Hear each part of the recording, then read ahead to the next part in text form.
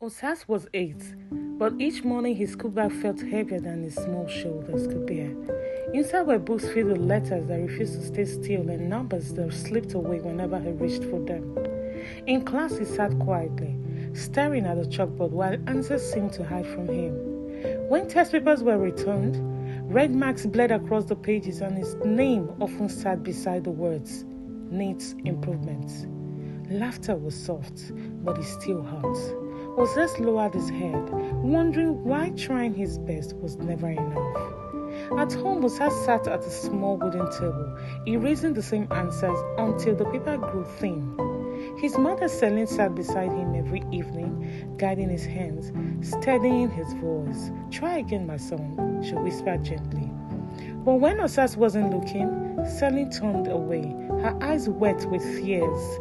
She was sad, not because of failure, but because she saw how hard her son was fighting. One night, Osas broke down. "Mommy, maybe I'm not smart." Celine knelt, held his face, and replied, "You are smart, Osas. Your journey is just taking a little longer and that's okay."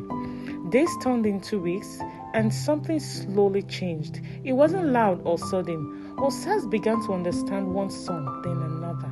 A sentence finally made sense. In class, his hand rose, shaky, unsure, but raised. His teacher noticed. The maths improved slightly, not perfect, but better. Each small win felt like a candle lit in a dark room. At home, Celine celebrated every effort, every improvement, reminding Osas that progress, no matter how small, was still progress. The day Osas came home with a test paper showing more tricks than crosses, he stared at it in disbelief. "Mommy," he said softly, "I passed. Not everything, but I passed." Celine cried and held him tightly that evening. His father sat beside Osas for the first time in a long while, placing a firm hand on his shoulder. "I'm proud of you," his dad said quietly. In that moment, Osas felt something new, recognition. He wasn't invisible anymore. Osas stood taller now, his confidence growing with each new day. School was still hard, but it no longer felt impossible. One evening, the family sat together at the table.